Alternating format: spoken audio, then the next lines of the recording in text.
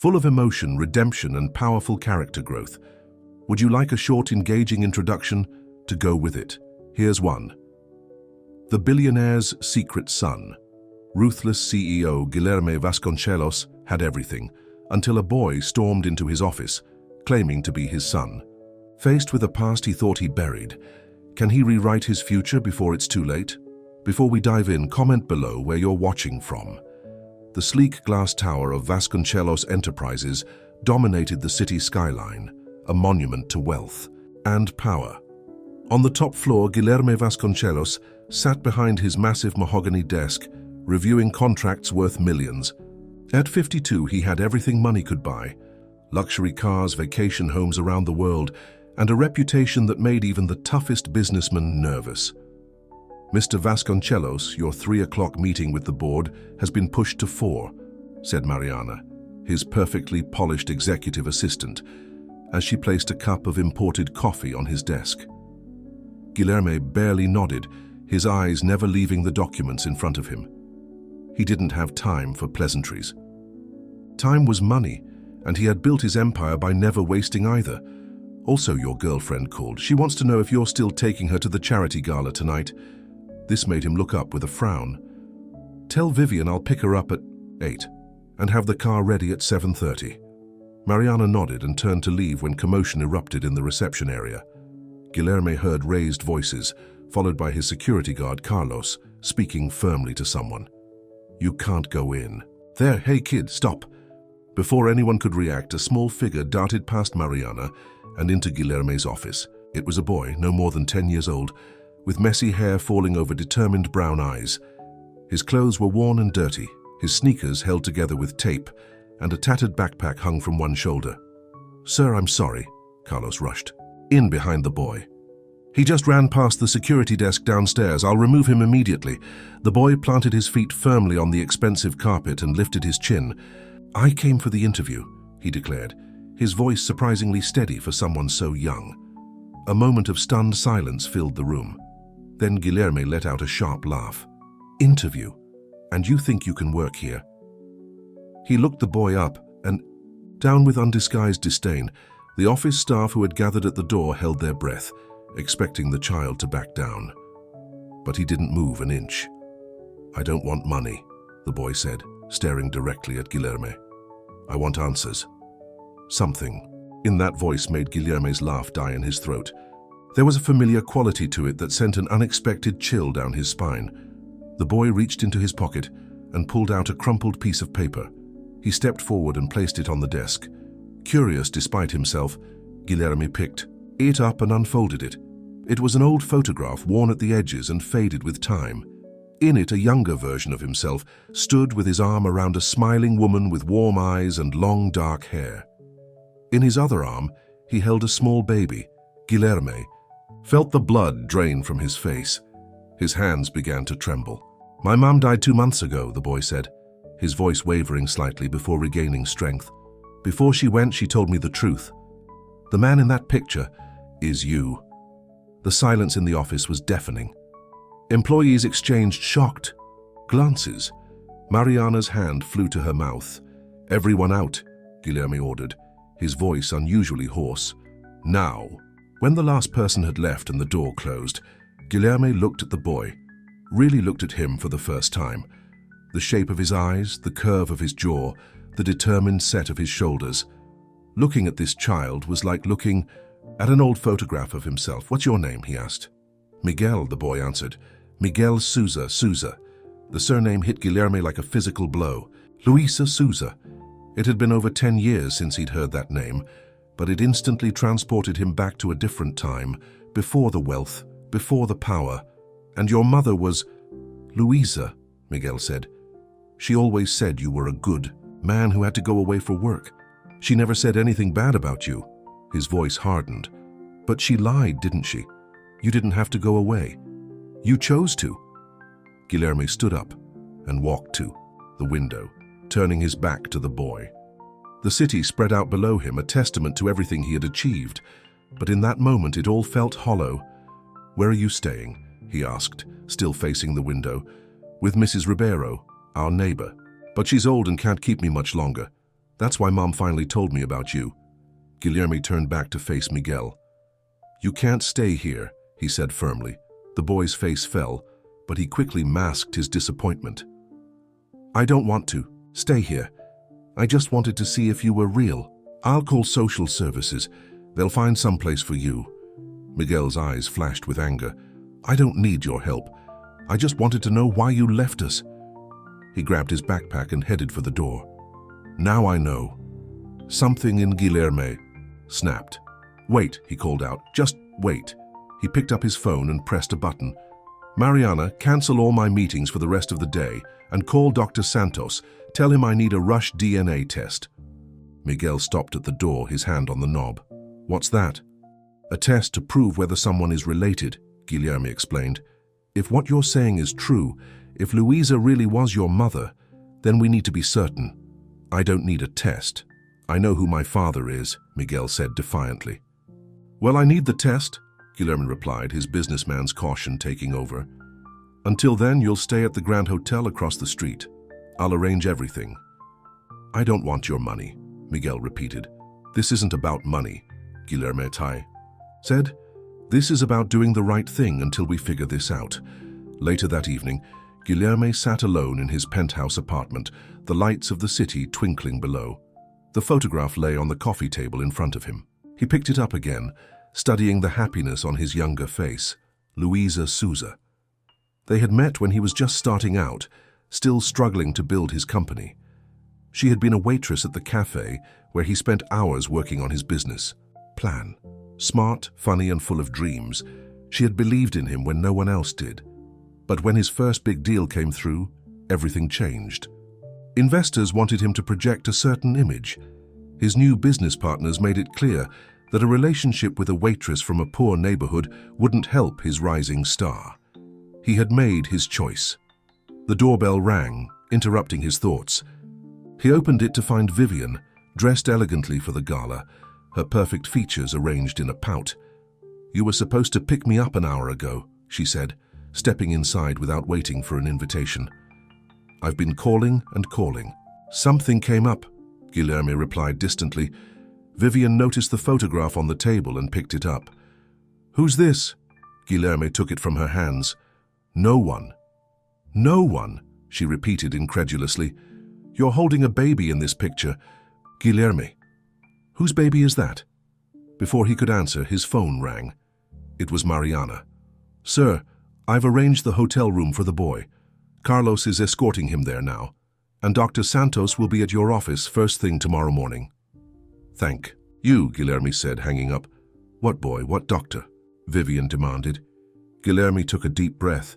There was no easy way to say this. I may have a son.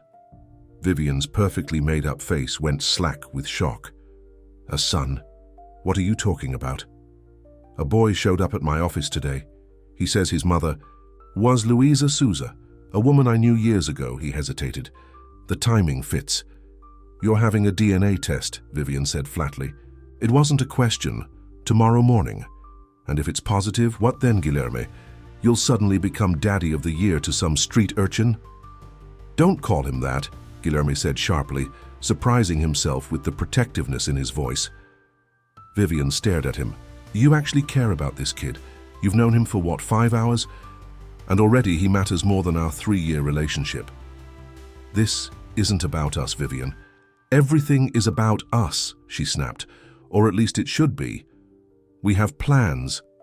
Guilherme, the merger with my father's company, the expansion into Europe, our engagement announcement next month. Guilherme hadn't realized how cold her eyes could be until this moment. Plans can change, he said quietly. Not these plans, Vivian said with deadly calm. My father won't do business with a man whose reputation is tarnished by some illegitimate child scandal, and neither will half your board. The threat was clear, but all Guilherme could think about was the way Miguel had looked at him. With disappointment, yes, but also with a flicker of hope that he hadn't quite managed to extinguish. I need some time to figure this out, he said. You don't have time, Vivian replied, heading for the door. You have until tomorrow morning to decide what matters more, your empire or this complication from your past. After she left, Guilherme returned to the window. The Grand Hotel was visible from his penthouse, its windows glowing in the night. Somewhere in that building was a boy who might be his son, a boy who had Luisa's courage and his own stubborn determination. His phone buzzed with a text from Carlos. "The boy is settled in room 1214. He asked for nothing but took a ham sandwich from room service." Guilherme smiled despite himself. Just a sandwich when he could have ordered anything. Maybe the boy really wasn't after his money. Early the next morning, before the sun had fully risen, Guilherme entered Dr. Santos's office. The doctor, a longtime friend, greeted him with uncharacteristic seriousness. "The boy is waiting in the exam room," Dr. Santos said. "Guilherme, are you prepared for what this test might reveal?" "Just do the test, Alberto," Guilherme replied. Miguel sat on the examination table, his backpack clutched to his chest like a shield. He looked even smaller in the sterile white room. "Good morning," Guilherme said awkwardly. Miguel nodded but didn't speak. "This will just take a moment," Dr. Santos explained kindly. "I'll swab the inside of your cheek and then we'll do the same for Mr. Vasconcelos." "Will it hurt?" Miguel asked, revealing his age for the first time since appearing in Guilherme's office. "Not at all," the doctor promised. The test was quick and painless. Afterward, Dr. Santos left them alone together while he took the samples to his lab. "How was the hotel?" Guilherme asked, trying to break the uncomfortable silence. "Big," Miguel said. The bed was soft. Guilherme nodded, searching for something else to say. He was used to commanding boardrooms and negotiating multi-million-dollar deals, but making conversation with this child left him completely at a loss. "Your mother," he finally said. "How did she die?" Pain flashed across Miguel's face. "Cancer. She was sick for a long time." "I'm sorry," Guilherme said, and meant it. "Luisa was. She was special. If she was so special, why did you leave?" The question hung in the air between them. Before Guilherme could form an answer, Dr. Santos returned. His expression told them everything. "The preliminary results are clear," he said. "The probability of paternity is over 99.9%. Guilherme felt the room spin slightly. He had suspected it, had seen the evidence in the boy's features, but hearing it confirmed was something else entirely. "So he is my father," Miguel said, his voice small but steady. Dr. Santos nodded. "Yes, Miguel. Biologically speaking, Guilherme Vasconcelos is your father." The boy looked at Guilherme, his eyes suddenly brimming with questions. But before either could speak, the office door burst open. Carlos, the security guard, rushed in, his face alarmed. "Sir, you need to come quickly. Ms. Vivian is at the office with her father and 3 members of the board. They're calling for an emergency meeting to vote on your leadership position." "What?" Guilherme was stunned. "She told them about the boy, sir, about the test." "She's saying your judgment is compromised." Guilherme looked from Carlos to Miguel, who watched the exchange with wide eyes. Years of business instinct told him to rush to the office to protect what he had built, but something stronger kept him rooted to the spot. "Tell them I'll be there when I'm ready," Guilherme said, "and not a moment sooner." Carlos looked shocked but nodded and left. "Are you in trouble because of me?" Miguel asked. Guilherme shook his head. "No, I'm in trouble because of choices I made a long time ago. Bad choices." He paused.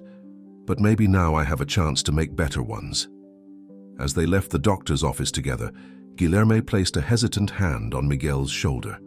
The boy didn't pull away. "I don't know how to be a father," Guilherme admitted, "but if you're willing, I'd like to try." Miguel looked up at him, and for the first time, a small smile tugged at the corner of his mouth. "I don't know how to be a son either," he said, "but maybe we can figure it out together." Outside, the morning sun cast long shadows across the city streets. Guilherme Vasconcelos, one of the most powerful men in the country, faced the most important negotiation of his life. Not for money or power, but for a second chance with the son he never knew he had. And somewhere, Guilherme thought, Luisa was watching, hoping he would finally make the right choice. The Vasconcelos Enterprises boardroom was in chaos. Voices rose over each other as executives in expensive suits argued across the polished table. At the head sat Vivian Porter, her perfect blonde, hair pulled back into a severe bun, her father Richard Porter beside her. 3 board members flanked them, their faces grim. "He's been gone for hours," complained Alberto Mendes, the chief financial officer. "This is completely unprofessional." "That's exactly my point," Vivian said, her voice dripping with concern that didn't reach her eyes. "Guilherme isn't thinking clearly. A child appears out of nowhere claiming to be his son, and suddenly he's missing board meetings? This isn't the leader we know." Richard Porter nodded sagely. "The merger between Porter Industries and Vasconcelos Enterprises requires stable leadership. If Guilherme is distracted by personal matters..." The boardroom door swung open. All heads turned as Guilherme walked in, his usual confident stride firmly in place. Behind him, to everyone's shock, was Miguel. The boy looked uncomfortable in new clothes, jeans and a button-up shirt that Guilherme had bought at a department store on their way over. "Good morning," Guilherme said calmly, as if arriving with a child at an emergency board meeting was perfectly normal. "I apologize for the delay." Vivian's eyes narrowed. "What is he doing here?" "Miguel is my son," Guilherme announced to the room. "The DNA test confirmed it this morning." A wave of whispers swept through the boardroom. Vivian's face flushed with anger. "Guilherme, perhaps we should discuss this privately," Richard Porter suggested, glancing uncomfortably at Miguel. "There's nothing to discuss privately that can't be said here," Guilherme replied. He turned to Miguel. "Would you mind waiting in my office for a few minutes? Mariana will show you where it is." After Miguel left with the assistant, Guilherme faced the board. "Now I understand you've called this meeting to question my leadership. It's not personal," Richard Porter said smoothly, "but this situation creates complications. An illegitimate child appearing suddenly raises questions about judgment and stability." "Let me be clear," Guilherme said, his voice hardening as he placed his hands on the table and leaned forward. "My personal life is just that, personal. It has no bearing on my ability to run this company." "The timing is suspicious," Vivian interjected. "Just as we're finalizing the merger with Porter Industries, this child appears. How do we know? This isn't some scheme to extort money." Guilherme turned to her, his eyes cold. "Miguel didn't ask for money, he asked for answers. And as for the merger, nothing has changed from a business perspective." "Everything has changed," Vivian snapped. "Do you think our shareholders want to see headlines about your secret love child? The stock will plummet." "Or," Guilherme countered, "they might appreciate a CEO who takes responsibility for his actions and does the right thing." Richard Porter cleared his throat. "The merger contract has a morality clause, Guilherme. This situation could be interpreted as a violation." "Then, interpret it however you want," Guilherme said. "But know this, I am still the majority shareholder of Vasconcelos Enterprises. I founded this company from nothing. I built it into what it is today, and if I have to choose between a merger and my son, there is no choice at all." The room fell silent. "Now, if you'll excuse me," Guilherme said, straightening up, "I have a decade of fatherhood to catch up on." He walked out, leaving the board members stunned. Only Vivian seemed unfazed, a calculating look replacing her anger. "He's making a mistake," she said to her father, "and we can use it against him." In Guilherme's office, Miguel sat awkwardly, in the large leather chair, spinning it slightly from side to side. He stopped when Guilherme entered. "Is everything okay?" the boy asked. Guilherme smiled. "Yes, just business." "They don't want me here, do they?" Guilherme was surprised by the boy's perceptiveness. "Some people don't like change," he explained carefully. "It makes them nervous." "I make them nervous? You make them realize I'm human," Guilherme said thoughtfully. "And that can be scary in business." Miguel considered this. "Where do I go now? Back to the hotel?" The question caught Guilherme off guard. He hadn't thought beyond the DNA test and the board meeting. "Well, I thought, maybe you could come stay with me at my home." Miguel's eyes widened. "Really?" "Really," Guilherme confirmed. "I have plenty of room." That evening, Guilherme watched. As Miguel explored the penthouse apartment with wide-eyed wonder, the boy moved cautiously, as if afraid to touch anything. "This place is bigger than our whole building," Miguel marveled. "How many people live here?" "Just me," Guilherme admitted. Miguel frowned. "Isn't it lonely?" The question hit Guilherme unexpectedly. Hard. Was it lonely? He'd never thought about it before. His days were filled with meetings and business calls, his evenings with social events and charity galas. But coming home to an empty apartment? Sometimes, he admitted. But now you're here. Miguel stopped at the wall of windows overlooking the city. Mom would have loved this view, he said quietly. She always said the best thing about tall buildings was being able to see the stars better. Guilherme came to stand beside him. She was right. Your mother was always right about the important things. Why did you leave her? Miguel asked directly, turning to face him.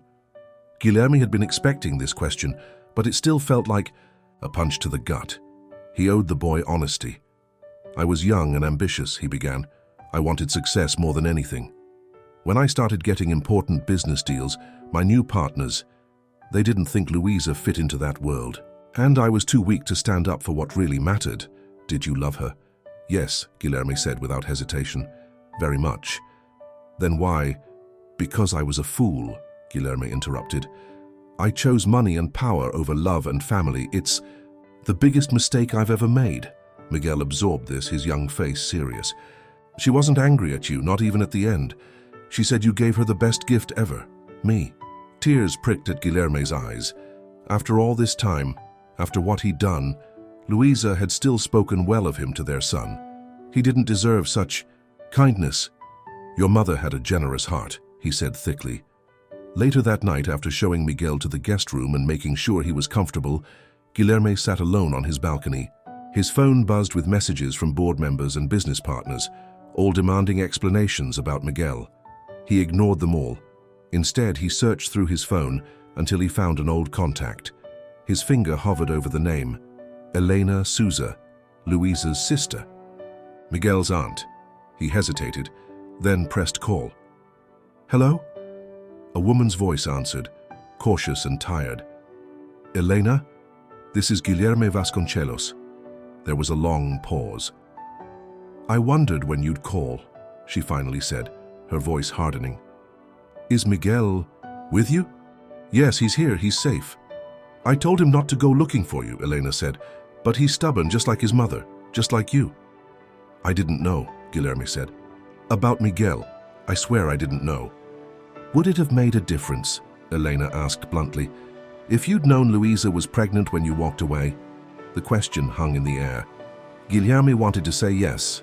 Of course it would have made a difference, but he remembered who he was. Back then, how consumed he'd been with ambition. I don't know, he admitted. I like to think it would have, but I can't pretend I was a better man than I was. Elena seemed surprised by his honesty. Well, at least you're not lying to yourself. That's something. I want to do right by him, Elena. I know it's late, too. Late for Louisa, but not too late for Miguel. He needs stability, Elena said. Not just money or fancy things. He needs someone who will be there for him, day after day. Can you be that person, Guilherme? Or will you walk away again when it gets difficult? I won't walk away, Guilherme promised. Not this time. The next morning, Guilherme woke to the unfamiliar sound of movement in his kitchen. Confused, he pulled on a robe and stepped out of his bedroom to find Miguel attempting to make breakfast. The counter was covered in eggshells, spilled milk, and burnt toast. Sorry, Miguel said when he spotted Guilherme. I was trying to make eggs like Mom used to. But your stove is complicated. Guilherme surveyed the mess and found himself smiling. Tell you what, let's clean this up together, and then I'll take you out for breakfast. There's a place nearby that makes great pancakes. As they ate breakfast at a local diner, Guilherme looking out of place in such a humble establishment, Miguel studied him over his stack of pancakes. What will happen with your company? The boy asked. Will those people fire you because of me? Guilherme shook his head. They can't fire me, I own the company. But they seemed angry. They'll get over it, Guilherme said with more confidence than he felt. Or they won't. Either way, we'll figure it out. Miguel seemed satisfied with this answer. What about your girlfriend? The pretty blonde lady who looked at me like I was garbage? Guilherme almost choked on his coffee. The boy didn't miss much. Vivian and I, that's complicated. Because of me. No, Guilherme said firmly. That relationship had problems long before you came along. Vivian cares more about what I can do for her career than about me as a person. Mom said you should never be with someone who doesn't make your heart smile, Miguel said seriously. Guilherme felt something warm spread through his chest. Your mother was very wise. After breakfast, they returned to the penthouse to find Mariana, waiting with a stack of papers requiring Guilherme's urgent attention. While he dealt with business matters, Miguel sat quietly on the sofa, flipping through a book he'd found on the shelf. "Sir," Mariana said quietly, glancing at Miguel, "there's something you should know. Miss Porter has been calling board members all morning. She's gathering support to force a vote of no confidence." Guilherme absorbed this news without surprise. "Let her try. Also, sir," Mariana continued, even quieter now, "several reporters have been calling. Someone leaked information about Miguel. They're asking for comments, interviews." This got Guilherme's attention. "Who leaked it?" "We don't know for certain, but it was Vivian," Guilherme said, the pieces falling into place. "She's trying to force my hand." He looked over at Miguel, who appeared absorbed in his book, but was likely hearing every word. The boy had already been through so much, losing his mother, searching for a father he'd never known, facing rejection and suspicion. The last thing he needed was to become tabloid fodder. "Cancel all my meetings for the rest of the week," Guilherme told Mariana, "and call my pilot. I want the jet ready by this afternoon." "Where are you going, sir?" Guilherme smiled. "I think it's time Miguel and I had some quality time away from the city. Somewhere the press won't find us so easily." After Mariana left, Guilherme sat beside Miguel. "How would you feel about a little trip?" Miguel looked up, surprised. "Where to?" "I have a beach house a few hours from here. It's quiet, private. We could get to know each other better, away from all this business drama." Miguel's face lit up. "Really? Just us?" "Just us," Guilherme confirmed. "Unless, is there someone you'd like to invite? Your Aunt Elena, perhaps?" Miguel considered this. "Maybe she's been worried about me." He hesitated. "She didn't want me to find you. She said it would just lead to disappointment." Guilherme felt the sting of those words. "She had good reason to think that, based on my past actions.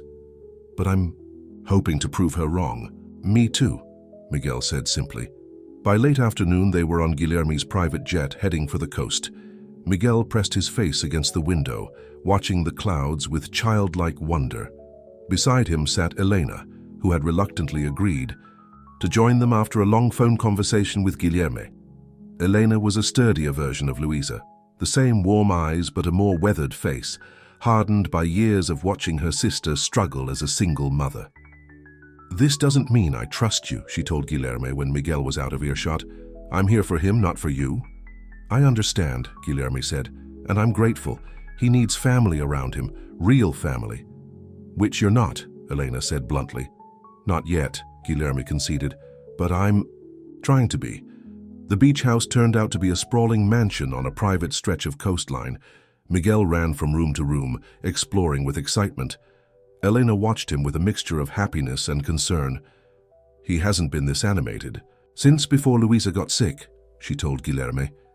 "Just don't build him up only to let him down. His heart couldn't take it." That evening, as the sun set over the ocean, the three of them sat on the veranda, eating a simple dinner prepared by the house staff. For the first time in years, Guilherme felt something approaching peace. His phone vibrated in his pocket. He checked it discreetly. 17 missed calls from board members, 32 urgent emails, and a text from Mariana. Porter Industries announces merger with Santos Group. Stock falling. Board demanding emergency session. Guilherme slipped the phone back into his pocket without responding. For once in his life, business could wait. "Tell me about school," he said to Miguel. "What subjects do you like best?" As Miguel enthusiastically described his love of science and his dream of becoming a marine biologist, Guilherme made a silent promise to himself and to Luisa's memory. This time, he would get his priorities right. Back in the city, Vivian Porter stood in Guilherme's empty office, fury etched across her beautiful features. "What do you mean he's gone?" she demanded of Mariana. "Mr. Vasconcelos has taken a personal leave," Mariana replied calmly. "He didn't specify his return date." "This is ridiculous," Vivian fumed. He can't just disappear in the middle of a company crisis. He left instructions for the executive team, Mariana said. Everything is being handled according to protocol. Vivian leaned across the desk. Listen to me carefully. I need to know where he went and who he's with. There's a lot at stake here for all of us. Mariana met her gaze evenly. I'm sorry, Ms. Porter, but that information is confidential. If you'd like to leave a message, I'll make sure Mr. Vasconcelos receives it when he checks in. After Vivian stormed out, Mariana allowed herself a small smile. In the 15 years she had worked for Guilherme Vasconcelos, she had never seen him put anything above business, until now. Perhaps the boy was exactly what her boss needed. She picked up the phone to call the head of security. Carlos, I need you to arrange additional security for Mr. Vasconcelos' beach property and monitor Ms. Porter's movements. I don't trust her intentions. As the sun rose the next morning over the beach, Guilherme stood at the water's edge watching Miguel build an elaborate sandcastle. Elena approached to stand beside him. He has her smile, Guilherme said softly. Luisa's smile. Elena nodded. And your determination. That's a dangerous combination. I missed so much, Guilherme said, regret thick in his voice. His first steps. His first words, first day of school. Yes, you did, Elena agreed, not softening the blow. But you're here now. The question is, will you stay? Guilherme turned to face her. I know you have no reason to believe me, but yes, I'm staying. Whatever it takes, however long it takes, I'm going to be the father he deserves. Elena studied his face, searching for signs of insincerity. Finding none, she sighed. Luisa always said there was a good man beneath all that ambition. She never stopped believing that. She was better than I deserved, Guilherme admitted. Yes, she was, Elena agreed. Then, more gently, but she would be happy to see you with him now. From down the beach, Miguel called out excitedly, Dad, come see what I built. Dad. The word struck Guilherme like a physical force. It was the first time Miguel had called him that, and it filled him with an emotion he couldn't quite name, something between joy and terror and profound responsibility. Coming, he called back, his voice unsteady, as Guilherme walked toward. His son, feeling the warm sand between his toes and the ocean breeze on his face, his phone buzzed again in his pocket. Without even looking at it, he pulled it out and powered it off completely. The business empire he had spent his life building might be crumbling, but for the first time, Guilherme Vasconcelos understood that some things were worth more than all the wealth and power in the world. Miguel looked up at him with Luisa's eyes, waiting to show him a castle made of sand. And in that moment, Guilherme knew he was exactly where he needed to be. 2 weeks at the beach house passed quickly. For Miguel, they were filled with swimming lessons from his father, long walks along the shore collecting shells, and evenings spent playing board games with Elena. For Guilherme, they were a revelation, a glimpse into a life he never knew he wanted. One measured not in business deals, but in his son's smiles. But reality couldn't be held at bay forever. On a warm Sunday morning, Guilherme sat on the veranda with his laptop open, frowning at what he saw. Elena approached with 2 cups of coffee, handing one to him. Bad news? She asked. Guilherme sighed. The company stock has dropped 15%. The board is in chaos, and the merger with Porter Industries is officially dead. I'm sorry, Elena said, and seemed to mean it. The strange thing is, Guilherme admitted, I'm not as upset as I should be. Elena sat down beside him. Because you found something more important? Yes. He closed the laptop. Where's Miguel? Down at the tide pools. He found a starfish yesterday and wants to see if it's still there. Guilherme smiled. He's going to make a great marine biologist someday. He needs to finish school first, Elena pointed out. Which brings up something we haven't discussed. What happens when this vacation ends? What's the plan, Guilherme? It was a fair question. Their idyllic retreat couldn't last forever. I want him to live with me, Guilherme said firmly. I'll enroll him in the best school in the city. He'll have everything he needs. And what about your work, your lifestyle? Will you be there when he needs help with homework? When he's sick? When he has a bad day and just needs someone to talk to? Guilherme hadn't thought through these practical details. I'll adjust my schedule. Hire tutors if necessary. Whatever it takes. Elena shook her head.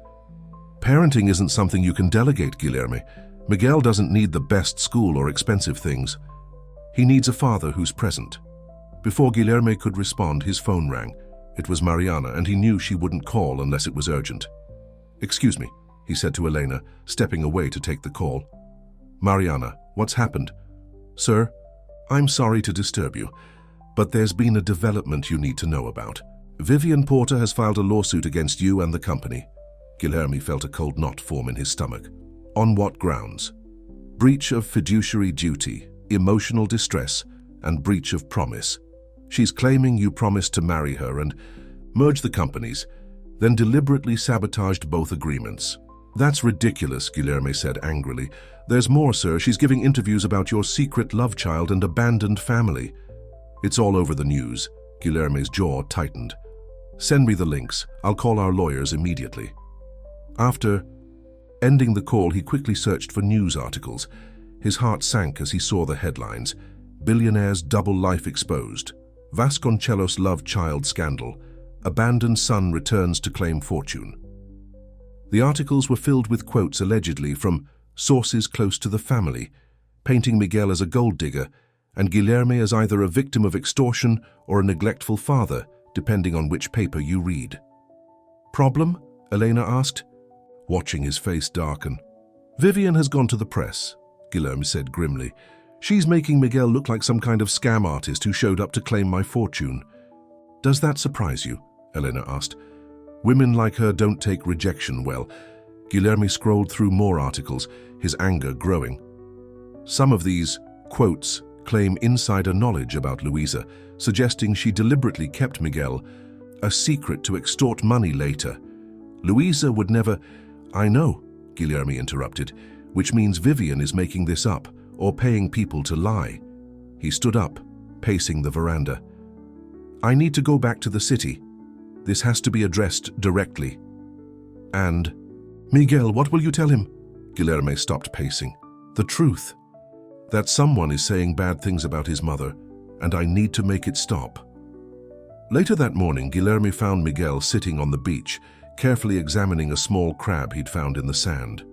The boy looked up as his father approached, his smile fading when he saw Guilherme's serious expression. "What's wrong?" Miguel asked. Guilherme sat beside him in the sand, not caring about his expensive pants. "Miguel, I need to talk to you about something important." He explained as gently as he could about Vivian's actions and the news stories, carefully avoiding the worst details, but making sure Miguel understood the situation. "They're saying bad things about Mom?" Miguel's voice was small but angry. "Yes, and I'm not going to let them get away with it. But I need to go back to the city to handle this." Miguel's face fell. "You're leaving? But you promised we'd go fishing tomorrow." "I know, and I'm sorry," Guilherme said. "But this is something I have to do, for you and for your mother's memory." "I want to go with you," Miguel said firmly. "Miguel, the city will be full of reporters now. They'll try to take your picture, ask you questions. I don't care." The boy insisted. "If they're saying bad things about Mom, I want to help make them stop." Guilherme looked at his son, so young but so determined. "It won't be easy," he warned. "Mom always said the right thing isn't usually the easy thing," Miguel replied. Pride swelled in Guilherme's chest. She was right about that too. That evening, Guilherme, Miguel, and Elena boarded the private jet back to the city. As they flew, Guilherme's phone buzzed constantly with messages from board members, lawyers, and business associates. He ignored most of them, focusing instead on a single email he was composing to his PR team, outlining exactly how he wanted to respond to Vivian's allegations. "Will we stay at your apartment?" Miguel asked, as the city lights came into view below them. "No," Guilherme said. "I have another property, a house in a gated community. It will be more private and have better security." "Like bodyguards?" Miguel asked, his eyes widening. "Just precautions," Guilherme assured him. "Nothing to worry about." Elena gave him a skeptical look over Miguel's head, but said nothing. The house turned out to be a spacious mansion set back from the street behind high walls and an iron gate. Security personnel discreetly patrolled the grounds, and cameras monitored the perimeter. It was luxurious but felt more like a fortress than a home. "Your room is upstairs, second door on the right," Guilherme told Miguel as they entered. "I had it prepared specially for you." Miguel climbed the grand staircase and opened the door to find a bedroom that looked like something from a magazine. Everything new and perfectly coordinated, with top-of-the-line electronics and a wall of toys still in their packages. "Do you like it?" Guilherme asked anxiously, watching Miguel's expression. The boy nodded but seemed overwhelmed. "It's big." Elena squeezed Miguel's shoulder. "Why don't you get settled in? I'll be in the room across the hall if you need anything." After Miguel was alone in his room, Elena turned to Guilherme. "You can't buy his love with stuff, you know."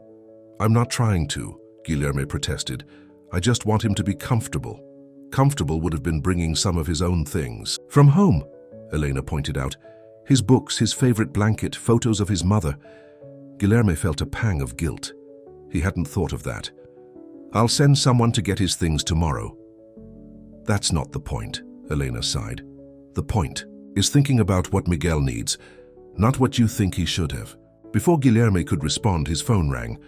It was his lawyer, Roberto Mendes. "We need to meet first thing in the morning," Roberto said without preamble.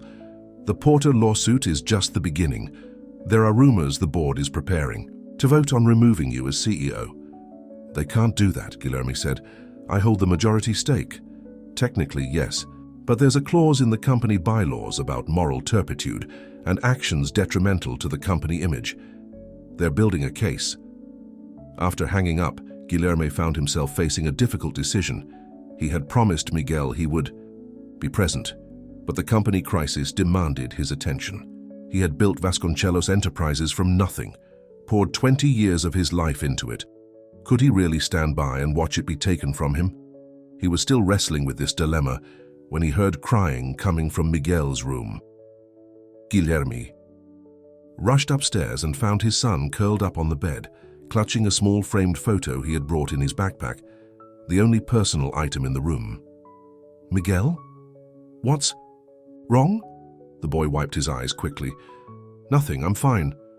But Guilherme sat on the edge of the bed and gently took the photo from Miguel's hands. It showed Luisa holding a much younger Miguel, both of them laughing at something off camera.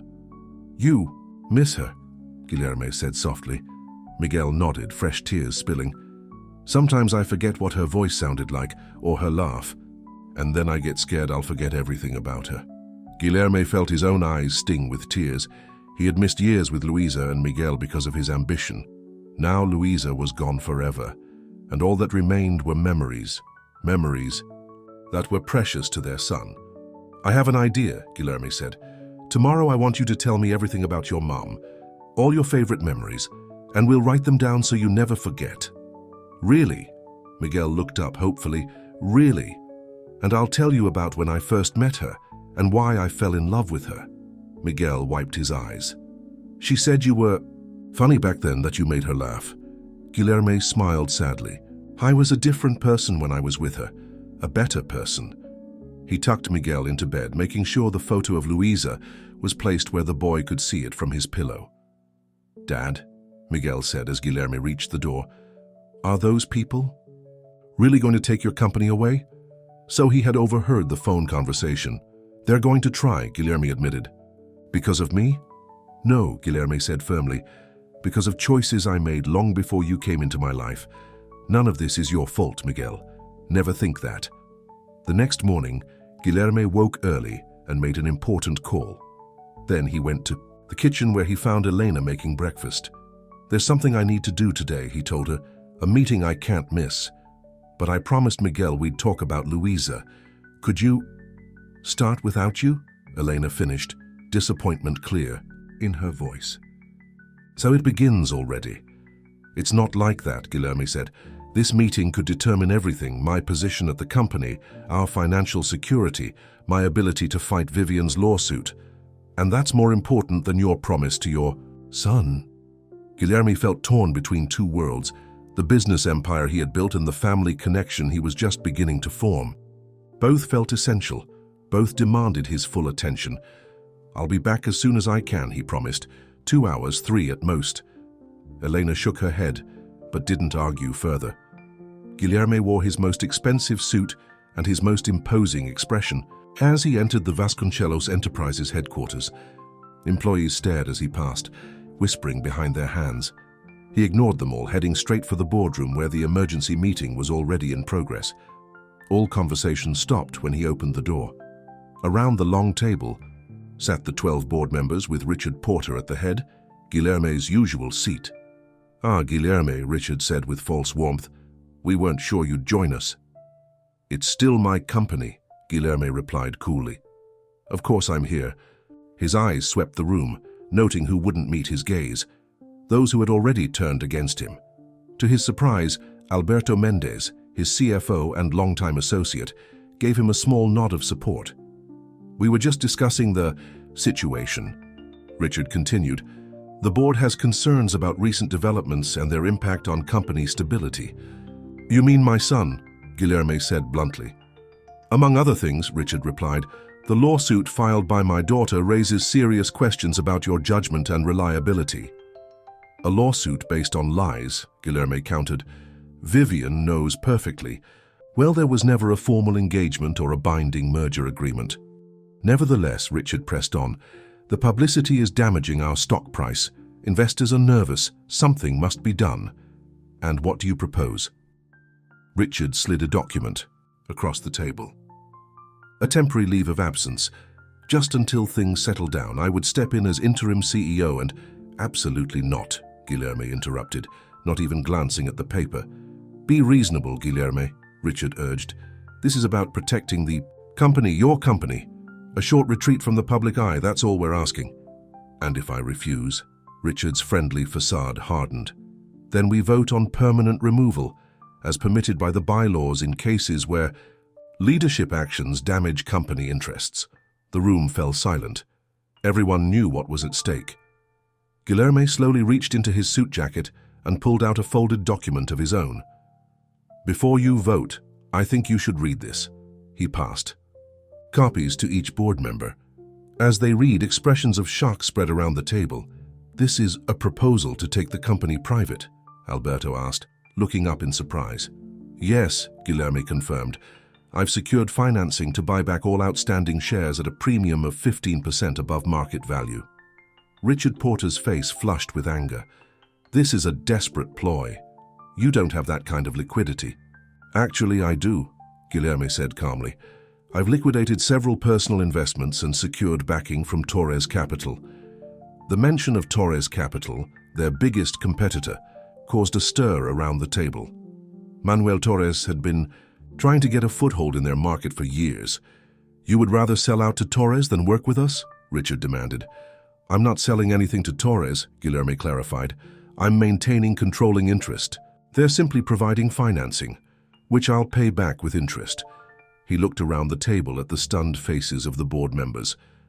"So you have a choice. Vote to remove me and face a lengthy legal battle while the stock price plummets. Further, or accept my buyout offer, which will give all shareholders, including yourselves, an immediate profit despite recent events." Alberto was the first to speak.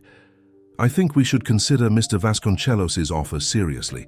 It provides a clean exit for shareholders concerned about recent volatility." One by one, other board members began to nod in agreement. The premium offer was too good to refuse, especially with the stock already dropping. Richard Porter stood up abruptly. "This meeting is adjourned until our legal team can review this proposal." As the board members filed out, Alberto lingered behind. "That was a bold move," he told Guilherme quietly. "Going private will give you more freedom, but it's also a big financial risk for you personally." "Some things are worth the risk," Guilherme replied. "I built this company from nothing once. I can do it again if necessary, but I only get one chance to be a father to my son." When Guilherme arrived home, he was surprised to find Miguel and Elena in the kitchen, surrounded by baking ingredients. Flour dusted the countertops, and the air smelled of cinnamon. "What's all this?" he asked. Miguel looked up with a smile. "We're making Mom's special cookies. Aunt Elena knew the recipe." "Luisa always baked these for his birthday," Elena explained, wiping her hands on a towel. "I thought it might help with the memories." That's perfect, Guilherme said, setting down his briefcase. Mind if I join you? Miguel's eyes lit up. You want to bake? Why not? I've never tried it before, but I'm willing to learn. As they worked together, Miguel shared stories about his mother, how she sang off-key while cooking, how she could always tell when he was lying, how she worked 2 jobs but never missed his school performances. She always said you were smart, Miguel told Guilherme as they shaped the cookie dough. That you could fix anything that was broken. Guilherme felt humbled by Luisa's faith in him, even after he had abandoned her. Your mother saw the best in people, even when they didn't deserve it. How did you meet? Miguel asked. Guilherme smiled at the memory. I was working on my first business plan at a cafe where she waitressed. I couldn't afford much, so I'd order 1 coffee and sit there for hours. The manager wanted to kick me out, but your mother defended me, said I was going to be important someday and they should be nice to me. Was she right? About me becoming successful, yes, but she was wrong to think I was worth defending. Guilherme looked at his son seriously. The day I left your mother was the biggest mistake of my life. Not because I missed out on watching you grow up, though that's something I'll always regret, but because I walked away from the one person who loved me for myself, not for what I could provide. Eleanor, who had been quietly working nearby, seemed surprised by his honesty. As they put the cookies in the oven, Guilherme's phone rang. It was Roberto, his lawyer. The board has agreed to your offer, Roberto reported. They'll announce the decision tomorrow. Porter is furious, but there's nothing he can do. With the premium you're offering, too many shareholders are on board. And Vivian's lawsuit? We filed a motion to dismiss and a countersuit for defamation. But she's not backing down easily. She's scheduled to appear on National Morning Show tomorrow to tell her side. After ending the call, Guilherme found Miguel watching him anxiously. Good news, Guilherme assured him. The company situation is being resolved. So they're not taking it away from you? No. In fact, I'm taking it back completely. Miguel looked relieved but still concerned. What about that lady? The one saying bad things about Mom? Guilherme hesitated. He had been focused on the legal and financial aspects, but Miguel was right to worry about his mother's reputation. She's going on TV tomorrow, Guilherme admitted, to tell her version of events, which probably won't be kind to Luisa, Elena added pointedly. Miguel's face fell. Can't you stop her? Guilherme thought for a moment, then made a decision. Maybe I can't stop her, but I can make sure people hear the truth too. The next morning, the production team at National Morning Show was in a frenzy. They had booked Vivian Porter for an exclusive interview about her relationship with billionaire Guilherme Vasconcelos and the scandal surrounding his newly discovered son. It was guaranteed to be ratings gold.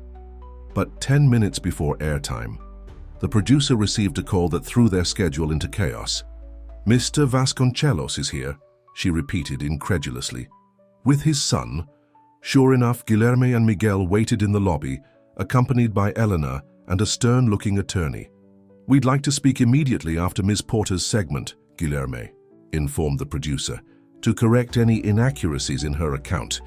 The producer could hardly believe her luck. This was even better than they'd planned. Of course, Mr. Vasconcelos, we'd be delighted to have you on the show. In the green room, they encountered Vivian, who was being prepped by a makeup artist.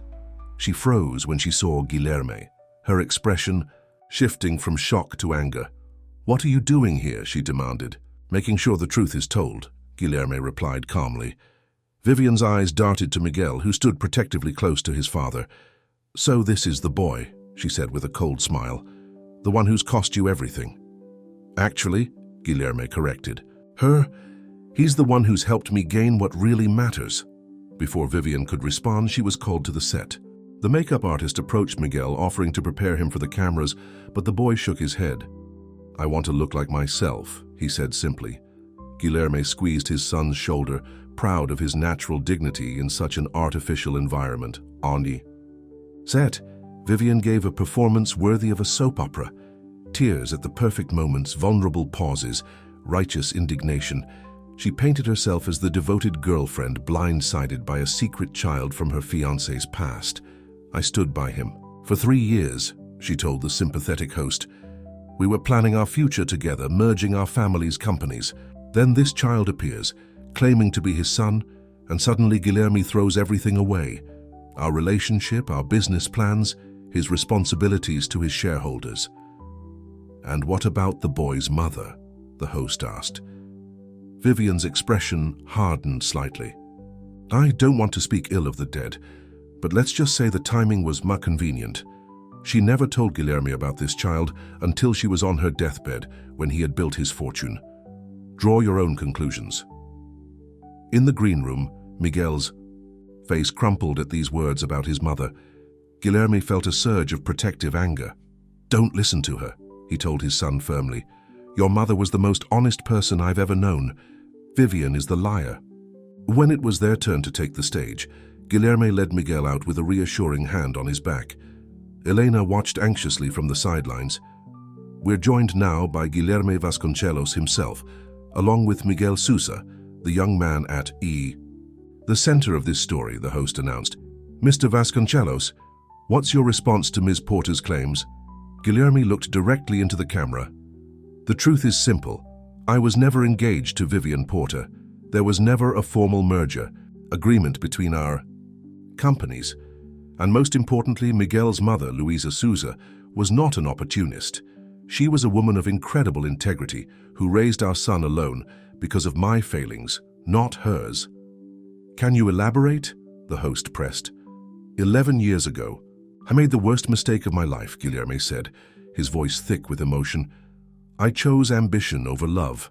I left Luisa because I thought she didn't fit into the world I wanted to build. I didn't know she was pregnant, because she never told me. Not because she wanted to hide Miguel, but because she didn't want to force me to be part of their lives if that wasn't my choice." Miguel looked up at his father, hearing some of this for the first time. "When Miguel found me 2 weeks ago," Guilherme continued, "it wasn't about money. He wanted answers. He wanted to know who his father was. And thanks to his courage, I've been given a second chance I don't deserve."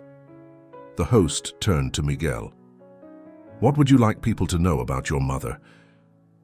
Miguel straightened in his chair. "My mum was the best person I've ever known. She worked really hard to take care of me. She never said anything bad about my dad, even when she got sick and we needed money. She could have asked him for help, but she didn't." His voice grew stronger. "She wasn't after anyone's money, she just wanted me to know my father before she was gone." The simple dignity of the boy's words had an immediate impact. Even the cynical host seemed moved. "And what happens now, Mr. Vasconcelos?" she asked. "Will you continue as CEO of your company?" "Yes, but with a different perspective," Guilherme replied.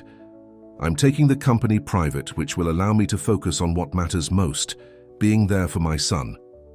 As they left the studio, reporters swarmed around them, shouting questions.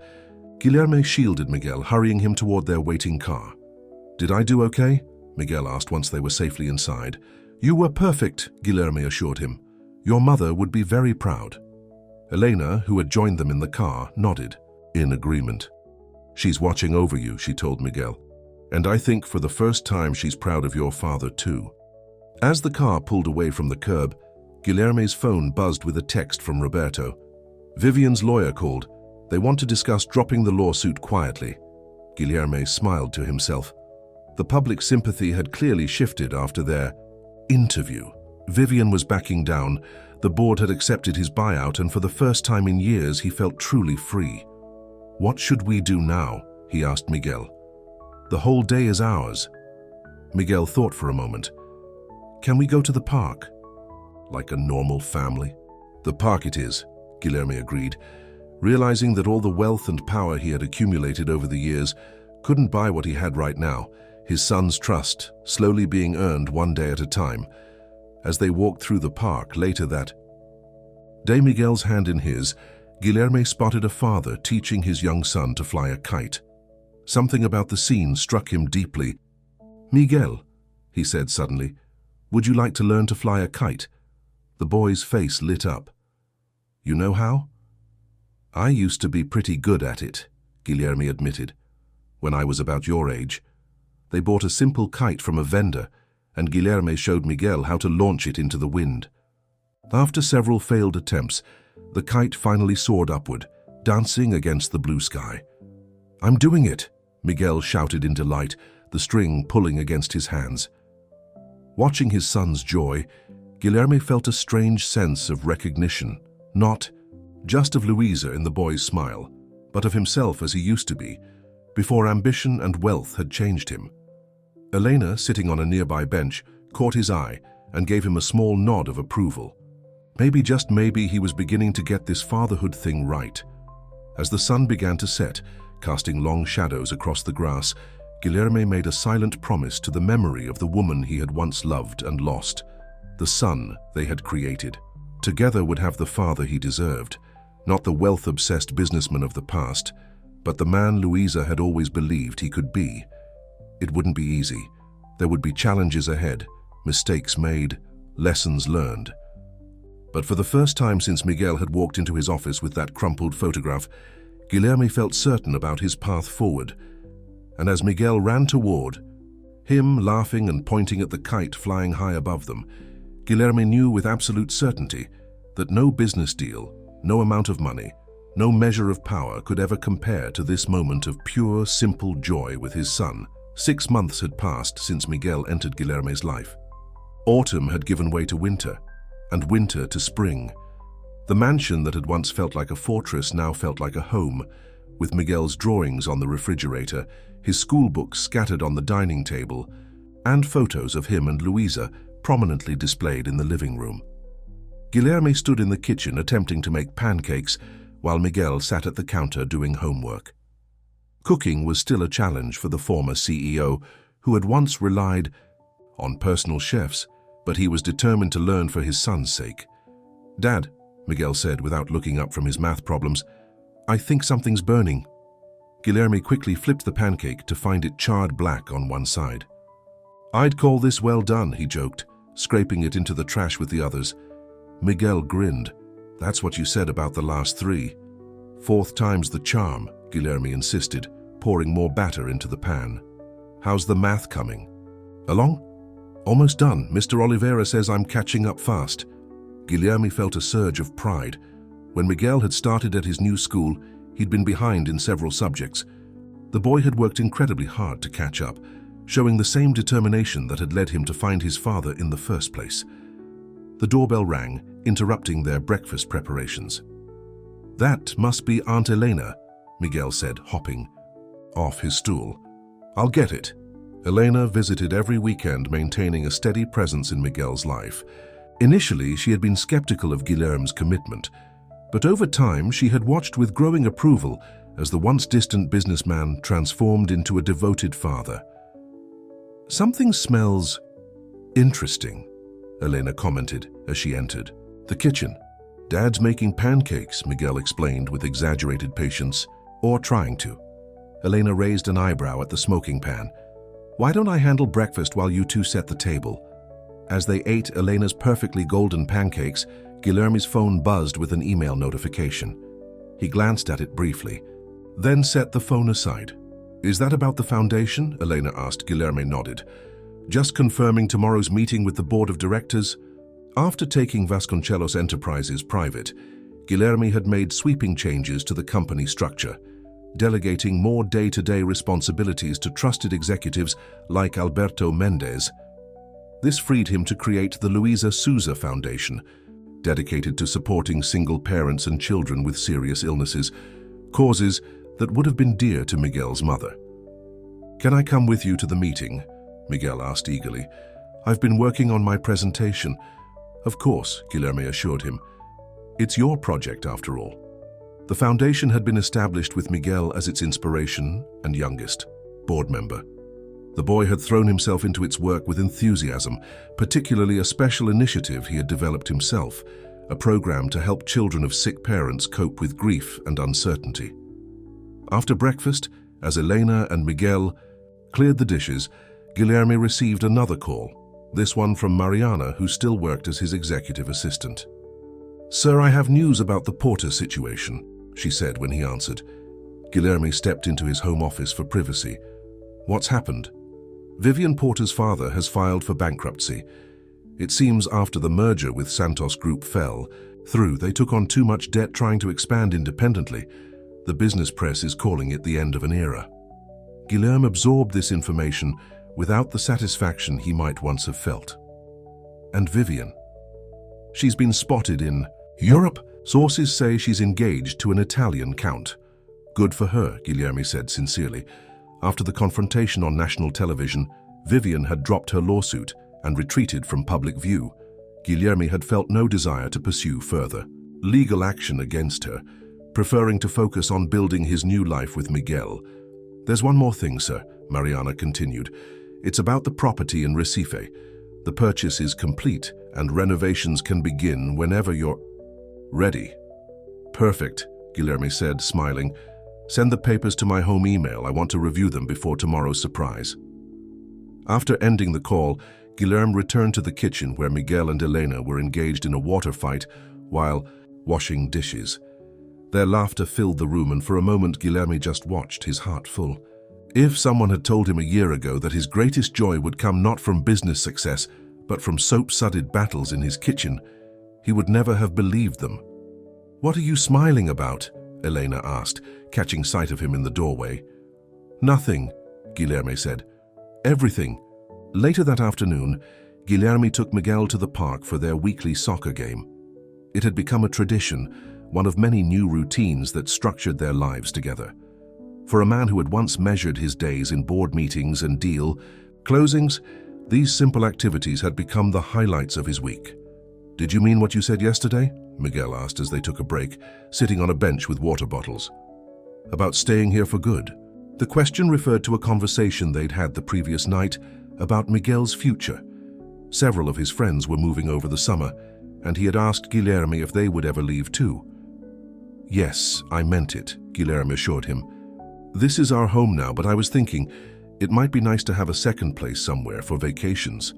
Like the beach house?" Miguel's eyes lit up. They had returned to the beach house several times, and those visits held some of their happiest memories together. "Maybe somewhere new," Guilherme suggested casually. "Somewhere with meaning." Before Miguel could question this further, Elena arrived with ice cream cones, a treat after their game. As the boy eagerly took his chocolate cone, Guilherme gave Elena a questioning look. "Everything's arranged for tomorrow," she confirmed quietly. "Just as you asked." The next day, Miguel dressed carefully in his best clothes for the foundation meeting. He had prepared a presentation about his initiative and was both nervous and excited to share it with the board members. "You'll do great," Guilherme assured him as they drove downtown. "They're going to love your ideas." "Even the part about the weekend camps?" Miguel asked anxiously. His proposal included retreat weekends for children dealing with a parent's illness, something he wished he'd had during Luisa's cancer battle. "Especially that part," Guilherme said. "It's what makes your program unique." The foundation offices occupied the top floor of a modern building with large windows overlooking the city. As they entered the conference room, Miguel was surprised to find not only the usual board members, but also several of his friends from school and Mrs. Ribeiro, the elderly neighbor who had cared for him after his mother's death. "What's going on?" he asked, confused. Guilherme guided him to the front of the room. "Before we start the regular meeting, I have a special announcement." He pulled out a large envelope and handed it to Miguel. "This is for you. For us, actually." Puzzled, Miguel opened the envelope and pulled out a stack of papers. He read the title slowly. "Deed of Property. Recife?" "Recife is where your mother grew up," Guilherme explained. "Where we first met." Recognition dawned on Miguel's face. "Mum's old house, the one in the photos?" Guilherme nodded. "I tracked it down. It was for sale, so I bought it. I thought we could fix it up together, make it a special place for vacations. A place where you can feel close to your mother." Miguel stared at the property photos included. With the deed, the house was small and somewhat run down, completely different from Guilherme's luxurious properties, but it was clearly a place filled with history, their family's history. "But that's not all," Guilherme continued. He took a deep breath. "Miguel, when you came into my life, you changed everything. You helped me remember who I used to be and showed me who I could become." He glanced at Elena, who gave him an encouraging, "Penodgisariman, I've been talking with Aunt Elena and with lawyers, and if you agree, I'd like to officially adopt you."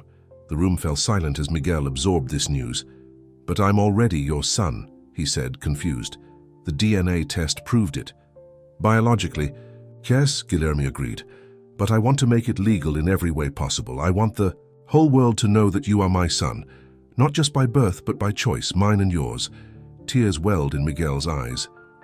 "So I would be Miguel Vasconcelos?" "Miguel Sousa Vasconcelos," Guilherme corrected. "I would never want you to lose your mother's name. It's an important part of who you are." For a moment, Miguel didn't move. Then, suddenly, he threw his arms around his father, hugging him tightly. "Yes," he whispered, "I want that too." The room erupted in applause. Elena wiped away tears, and even the serious-faced lawyers smiled at the scene. As the formal meeting proceeded afterward, with Miguel bravely giving his presentation despite his emotional state, Guilherme found himself reflecting on the extraordinary journey of the past 6 months. He had lost his fiancée, transformed his company, and completely changed his priorities. But what might have looked like losses to his former self now felt like the most precious gains. That evening, as they drove home from a celebration dinner, with Elena and Mrs. Ribeiro, Miguel was uncharacteristically quiet. "Everything okay?" Guilherme asked, glancing at his son in the passenger seat. Miguel nodded slowly. "I was just thinking about Mum. I wish she could see us now." "Me too," Guilherme said softly. "She deserved to know how things turned out. Do you think she knows somehow?" Guilherme wasn't a particularly spiritual man, but for Miguel's sake, and perhaps for his own, he chose to believe the comforting thought. "Yes, I think she does, and I think she's happy." Miguel seemed satisfied with this answer. After a moment, he asked, "Can I invite my friends to visit the house in Recife when it's fixed up?" "Of course," Guilherme said, glad to see his son's thoughts turning toward the future. "We can have them all stay for a week in the summer if you want. And can we put pictures of Mum everywhere so it feels like she's there too?" "Absolutely.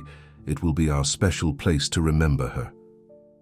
2 weeks later, Guilherme and Miguel stood on the porch of the small house in Recife, keys in hand.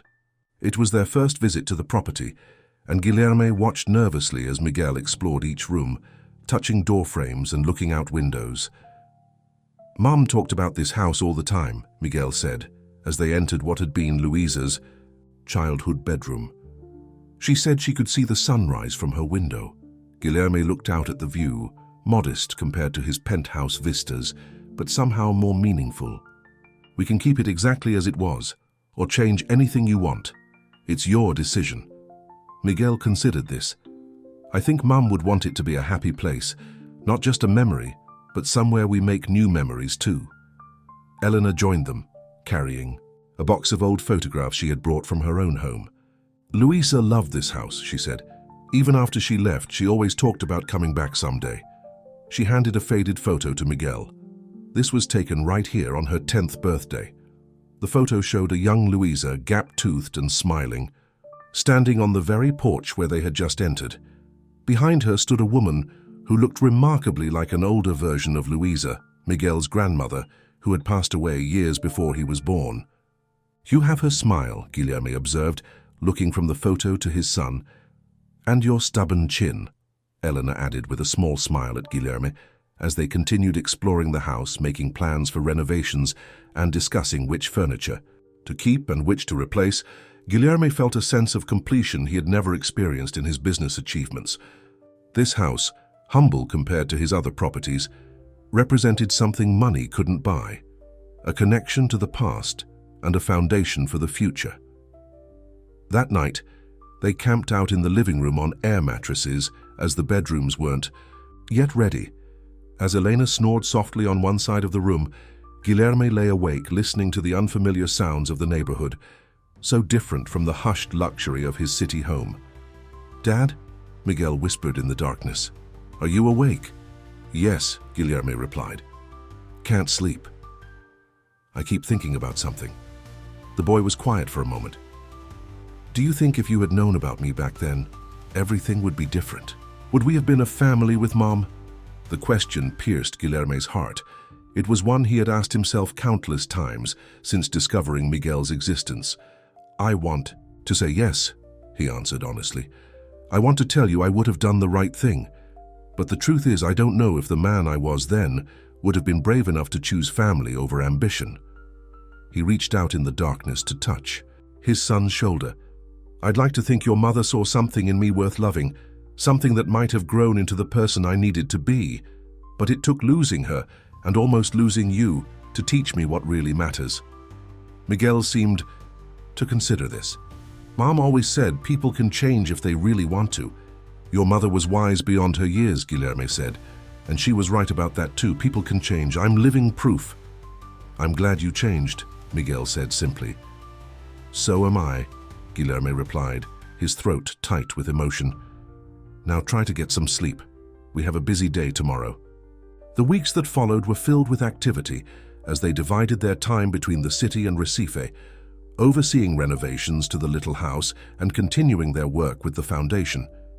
Miguel started a new school term, making friends, easily now that he had settled into his new life. On a warm Saturday afternoon, as summer approached, they held a small gathering at the newly renovated Recife house. The modest home had been carefully restored, maintaining its original character while updating it for comfort. Photos of Luisa adorned the walls, as a child in this very house, as a young woman, and with baby Miguel in her arms. The guests included Elena, Mrs. Ribeiro, a few of Miguel's school friends and their parents, and surprisingly Alberto Mendes from Vasconcelos Enterprises, who had become something of a friend to Guilherme since the company restructuring. "It's not what I expected," Alberto admitted quietly to Guilherme as they watched Miguel showing his friends around the backyard, where a new treehouse had been built. "When you said you were renovating a property in Recife, I pictured something grander," Guilherme supplied with a smile. "Well, yes," Alberto confessed, "but I see it now. This place has soul. It has history," Guilherme corrected. "Our history. And now we're adding to it." Later, as twilight fell, the group gathered on the back patio for a special ceremony. Guilherme had arranged for a small garden to be planted in Luisa's honor, with her favorite flowers and a simple stone bench where one could sit and reflect. "Miguel chose everything," Guilherme explained to the assembled guests. "The flowers, the bench, the location where the sun hits in the morning, just as Luisa would have wanted." Miguel stepped forward, looking both solemn and proud. "My mom loved gardens. She always said even when we didn't have much, we could still grow beautiful things." He held up a small ceramic plaque he had made in art class. "This is for her." The plaque bore the words Luisa's Garden, and underneath, "Where love continues to grow." Miguel carefully affixed it to the garden gate, then stepped back to stand beside his father. "It's perfect," Guilherme said, placing an arm around his son's shoulders. As the evening progressed and guests began to leave, Elena found Guilherme sitting alone on Luisa's bench, looking at the stars beginning to appear in the darkening sky. "She would be proud," Elena said, sitting beside him, "not just of Miguel, but of you." "I hope so," Guilherme replied. "I've tried to be the man she thought I could be."